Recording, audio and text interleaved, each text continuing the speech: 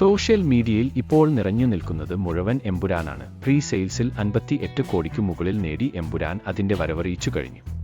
ഇനി 2 ദിനം മാത്രം ബാക്കി നിൽക്കെ സോഷ്യൽ മീഡിയയിൽ അണിയറ പ്രവർത്തകർ പുറത്തുവിടുന്ന ഓരോ പോസ്റ്ററും വലിയ ചർച്ചകൾക്ക് വഴി ഒരുക്കുന്നുണ്ട്.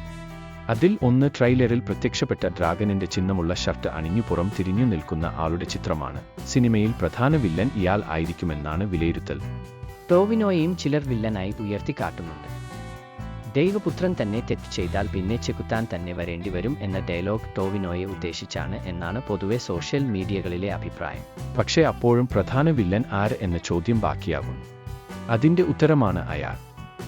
അത് ആരാണ് എന്നതിന് പല പേരുകളും പ്രേക്ഷകർ പറയുന്നുണ്ടെങ്കിലും പ്രധാനമായും ഉയർന്നുവരുന്ന 2 പേരുകളിൽ ഒന്ന് അമീർ ഖാന്റെയാണ്. അമീർ ഖാന്റെ ഹെയർ സ്റ്റൈലും ചെവിയും ആണ് അയാൾക്കെന്ന് ചിലരെങ്കിലും അഭിപ്രായപ്പെടുന്നത്.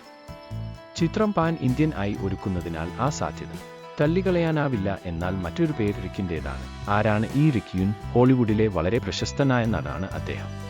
മാത്രമല്ല അദ്ദേഹം ഒരു കൊറിയൻ മാർഷൽ മാസ്റ്റർ കൂടിയാണ്. വിക്കിപീഡിയയിൽ അദ്ദേഹത്തിന്റെ സിനിമ ലിസ്റ്റിൽ എമ്പുരാൻ ഉണ്ടെന്നൊക്കെ ചിലർ അഭിപ്രായപ്പെടുന്നുമുണ്ട്. ചിലർ ഇതിനെ തമാശയായി എടുക്കുമ്പോഴും ഗ്ലോബൽ ലെവലിലേക്ക് ഉയരാൻ ഏതറ്റം വരെയും പൃഥ്വി പോകുമെന്നും അതുകൊണ്ട് അയാൾ റിക് തന്നെയെന്നും ചിലർ തർപ്പിച്ചു പറയുന്നു.